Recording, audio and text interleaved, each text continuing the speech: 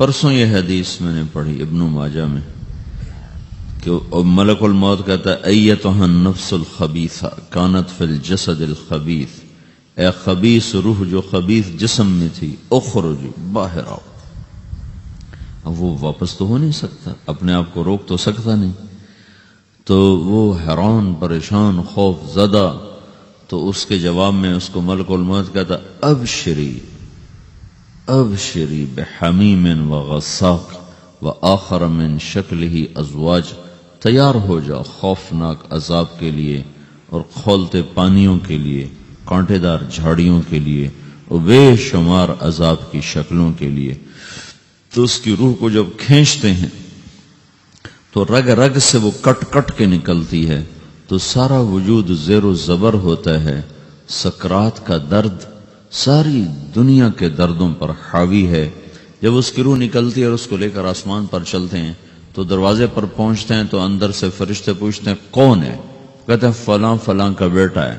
کا نفس خبیثہ فی الجسد الخبیث، یہ تو وہی بدماش ہے جو بدماش جسم میں تھا، یہ وہ بدبخت روح ہے جو بدبخت جسم میں تھی، اس کے لیے آسمان کے دروازے نہیں کھل سکتے، اسے واپس کر دیا جائے۔ تو آسمان کے دروازے لا تفتح لهم ابواب السماء ولا يدخلون الجنة حتى يلج الجمل في سم الخياط، کہ ان کے لیے آسمان کے دروازے نہیں کھلیں گے اور ان کے لیے جنت کے دروازے نہیں کھلیں گے، پھر یہ وہاں سے نیچے گرائے جاتے ہیں جو اللہ کا قید خانہ ہے سجین۔ وما ادراک ما سجین کتاب مرقوم، وہ تمہیں خبر نہیں کہ وہ کیا خوفناک قید خانہ ہے جو اللہ تعالیٰ نے بنایا ہے، اسے وہاں دھکیل دیا جاتا ہے۔ پھر قیامت تک اس کے لیے انتظار کی گھڑیاں ہیں اور عذاب کی شدت ہے۔ اور جب کوئی نیک آدمی اللہ تعالیٰ کے دربار میں جانے کا اس کا وقت آتا ہے تو اللہ تبارک و تعالیٰ فرماتے ہیں ان الذین قالوا ربنا اللہ ثم استقاموا تتنزل علیہم الملائکۃ الا تخافوا ولا تحزنوا وابشروا بالجنۃ التي کنتم توعدون نحن اولیاؤکم فی الحیاۃ الدنیا وفی الآخرہ ولکم فیہا ما تشتہی انفسکم ولکم فیہا ما تدعون نزل من غفور الرحیم۔ جب کوئی نیک مرد عورت کے جانے کا وقت آتا ہے تو اس کے لیے بھی فرشتے آتے ہیں اور آ کر اس کو خوشخبری دیتے ہیں اور آ کر اس کو تسلی دیتے ہیں کہ آپ غم نہ کریں، پیچھے والے بھی آپ کو مل جائیں گے، آپ خوف نہ کریں، آگے ساری منزلیں آپ کے لیے آسان ہیں، آپ کے لیے جنت بھی تیار ہے، رب بھی مہربان ہے۔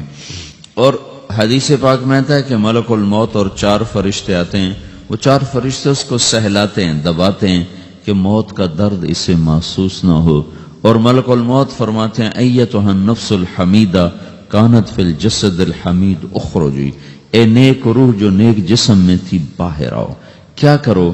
وابشری بروح وریحان ورب راض عنک غیر غضبان، آپ کو بشارت ہو آپ کے لیے جنت تیار ہو چکی ہے اور وہاں کی ساری نعمتیں آپ کے لیے میسر ہو چکی ہیں اور اللہ آپ پہ راضی ہو چکا ہے اور اللہ آپ پہ خوش ہو چکا ہے۔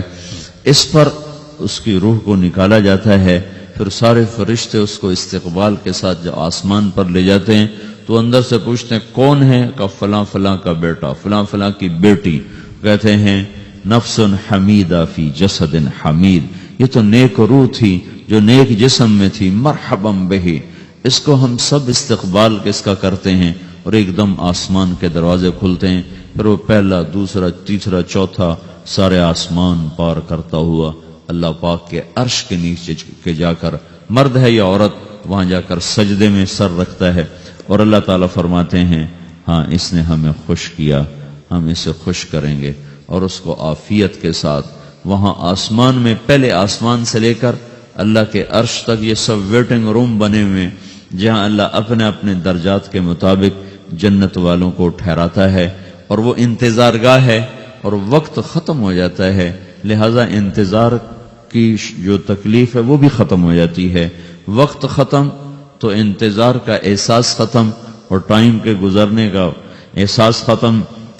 تو جیسے اصحاب کہف کو اللہ نے غار میں داخل کر کے تو غار کے اندر سے وقت کو نکال کے باہر پھینک دیا، باہر 300 سال گزرے، اندر آدھا ہی دن گزرا تھا۔ وہ جب اٹھے ہیں تو وہ 25 برس کا نوجوان 325 سال کا ہو کے نہیں اٹھا، وہ 25 سال کی عمر میں اٹھا ہے۔ نہ ناخن بڑا ہے، نہ مونچھیں بڑی ہیں، نہ ان کی داڑیاں لمبی ہوئی ہیں، چونکہ تو زندہ تھے، مر نہیں گئے تھے۔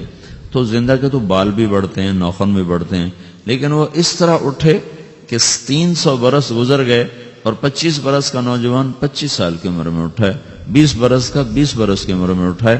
اور وہ کہنے لگے کم لبثنا، بھئی کتنا ٹھہرے ہیں، کہ یومن او بعض یومن، لگتا ہے کوئی دن آدھا دن ٹھہرے ہیں۔ وہ صحیح کہہ رہے تھے۔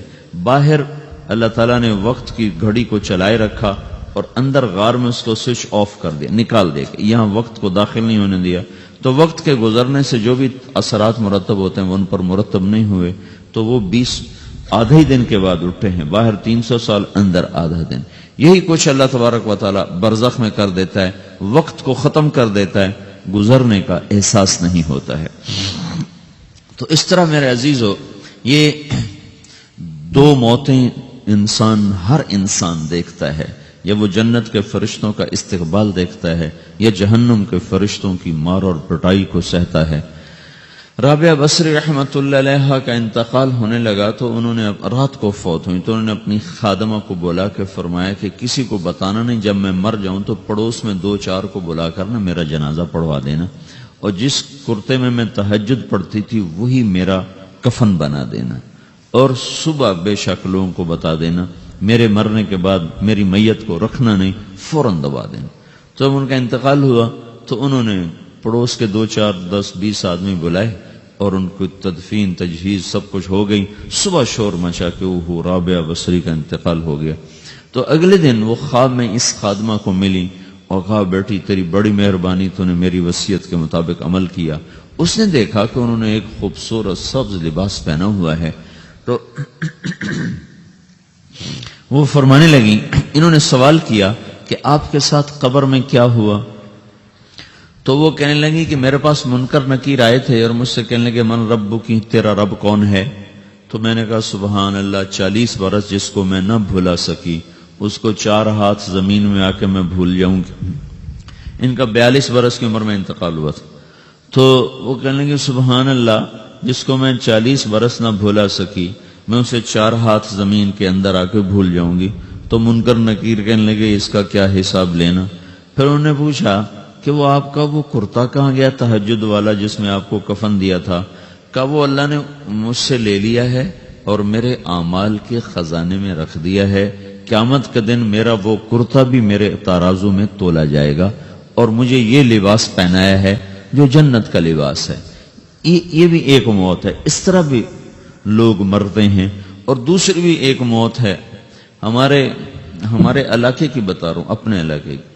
ایک زمیندار مر گیا، اس کی قبر کھودی، ساری بچھوؤں سے بھری ہوئی، ایسے جیسے چیونٹیاں پھر رہی ہوتی۔ تو انہیں وہ بند کر کے دوسری کھودی، ساری بچھوؤں سے بھری ہوئی۔ پھر وہ بند کر کے تیسری کھودی، ساری بچھوؤں سے بھری ہوئی۔ قبرستان میں اتنے بچھو کہاں سے آ گئے؟ یہ زمین کے بچھو نہیں ہے، یہ آخرت کی بلائیں ہیں جس کے ساتھ اب اسے قیامت تک رہنا ہے اور گزارا کرنا ہے۔ تو یہ 2 طرح کی موتیں روزانہ لوگ مرتے ہیں، روزانہ لوگ مرتے ہیں۔ جب نماز کا وقت ہوتا ہے ملک الموت ساری دنیا کا چکر لگاتا ہے اور دیکھتا ہے کون پڑھ رہا ہے کون نہیں پڑھ رہا، کون پڑھ رہا ہے کون نہیں پڑھ رہا۔ جو نماز کی پابندی کرتا ہے اس کی موت آسانی سے ہوتی، جو نماز میں غفلت کرتا ہے اس کے ساتھ موت کے وقت شدت اور سختی اختیار کی جاتی۔ تو بھائیو، یہ ایک جسم ہے، ایک روح ہے۔ روح باقی رہنے والی چیز ہے، جسم مٹ جاتا ہے، پھر اللہ سے قیامت کے دن نیا جسم عطا فرمائے گا، ایک نیا جسم دیا جائے گا۔ روح وہی ہے جو اللہ کے خزانوں میں جمع ہو جاتی ہے۔ نافرمان کی سیاہ کالی روح ہوتی ہے، فرما بردار کی روشن چمکدار روح ہوتی ہے۔ تو اللہ نے کچھ تقاضے جسم کے رکھے ہیں اور کچھ روح کے رکھے ہیں۔ جسم کے تقاضے پورے نہ کرو تو یہ پریشان ہو جاتا ہے، روح کے تقاضے پورے نہ کرو تو یہ پریشان ہو جاتی۔ روح کی پریشانی جسم سے زیادہ ہے، چونکہ روح کی طاقت جسم سے زیادہ ہے۔ جسم مٹی سے بنا ہے، اس کی غذا بھی مٹی سے نکلتی ہے۔ روح آسمان سے ہے، اس کی غذا بھی آسمان سے ہے۔ روح کا تعلق جب تک اللہ سے نہیں جڑتا، بھوک اور پیاس لگتی رہتی ہے. جسم کو جب تک روٹی اور پانی نہ ملے یہ تڑپتا اور پریشان رہتا ہے. جیسے اللہ تعالیٰ نے ہمارے جسم میں روٹی اور پانی کی طلب کو بے ساختہ رکھ دیا ہے. میں بیان کے دوران بھی پانی پی رہا ہوں، آپ دیکھ رہے ہیں کہ میرا حلق سوکھ جاتا ہے، مجھے طلب محسوس ہوتی ہے پانی. حلق سوکھتا ہے، پانی کی طرف بھاگتے ہیں. بھوک لگتی ہم روٹی کی طرف بھاگتے ہیں. یہ ایک ایسا اندر میں آٹومیٹک سسٹم ہے کہ ہم اس کو آف نہیں کر سکتے. یہ سوتے سوتے بھی بھوک کی وجہ سے آنکھ کھل جاتی، سوتے سوتے پیاس کی وجہ سے آنکھ کھل جاتی ہے. یہ ایسا خود اللہ تعالیٰ نے ساختہ نظام بنایا ہے کہ آپ اپنے جسم میں روٹی اور پانی کی طلب کو نہیں نکال سکتے. میرے عزیزو، ٹھیک اسی طرح اللہ نے انسانی روح میں اپنی طلب رکھ دی ہے اور اپنے رسول کی طلب رکھ دی ہے. یہ دو طلب ایسی ہیں کہ یہ آپ کے جسم روح سے نکل نہیں سکتی. جیسے بھوکا روٹی نہ کھا لے، پیاسا پانی نہ پی لے، اسے چین نہیں آ سکتا. وہ روح جو اللہ اور اس کے رسول سے نہ آشنا ہے، جب تک وہ وہاں تک پہنچ نہیں جاتی اسے چین نہیں آ سکتا، اس کا اندر پریشان رہے گا. 1997 میں جب جنید جمشید سے میری پہلی ملاقات ہوئی تو اس نے مجھ سے یہ سوال کیا کہ مولوی صاحب، ایک پاکستانی نوجوان جس گلیمر کو خوابوں میں دیکھتا ہے، وہ گلیمر تو مجھے زندگی میں ویسے ہی حاصل ہے. میرے چاروں طرف زندگی کا رقص ہے اور میری زندگی کی ہر خواہش، ہر تمنا پوری ہے. اس کے باوجود میرے اندر اندھیرا ہے، میرے اندر خلا ہے. مجھے لگتا ہے میں وہ کشتی ہوں جس کا کوئی ساحل نہیں، جس کی کوئی سمت نہیں، جس کا کوئی گھاٹ نہیں. یہ کیوں ہے؟ میرے ساتھ تو ایسا نہیں ہونا چاہیے. ایک عام لڑکا تو کہتا ہے ہائے کاش یہ ہوتا، اس کو وہ نہیں ہو رہا تو پھر وہ پریشان ہے، ہائے یہ ہوتا، ہائے وہ ہوتا. تو میں تو ہائے نہیں کرتا ہوں، میری تو ہر لذت اور خواہش میرے سامنے تشتری میں سجا کے پیش کی جا رہی. میں کیوں ایسا کر رہا ہوں؟ میں ہائے ہائے کیوں کر رہا ہوں؟ میرا اندر ویران کیوں ہے؟ میرے اندر میں خلا کیوں ہے؟ یہ وہی خلا ہے کہ وہ روح کی پیاس کو شراب میں بجھانا چاہتا ہے، وہ روح کی پیاس کو لڑکی میں بجھانا چاہتا ہے، وہ روح کی پیاس کو موسیقی سے بجھانا چاہتا ہے، وہ روح کی پیاس کو دنیا کی رعنائیوں میں 5 اسٹار ہوٹلوں سے بجھانا چاہتا ہے.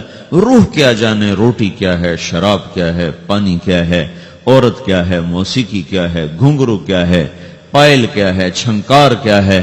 روح کو ان چیزوں کی کیا خبر؟ امریکہ میں ہماری ایک جماعت تھی تو 4 لڑکے 2 لڑکیاں، 4 لڑکیاں 2 لڑکے مسلمان ہوئے. تو ایک لڑکے کا نام رکھا تھا ابراہیم، اور اس کو جب پڑھایا نا کلمہ، انہوں نے کہا ہائے، انہوں نے کہا ہائے، اور دونوں ہاتھ یہاں رکھے سینے پر، دل پر، کہا ہائے. تو ہمارے ساتھی ہیں ڈاکٹر اختر، وہ کہنے لگے کیا ہوا کیا ہوا؟ کہنے لگا جب سے ہوش سنبھالا یہ جگہ خالی تھی، یہ تیرے کلمہ پڑھانے پر بھر گئی ہے کہ میری خوشی سے ہائے نکل گئی.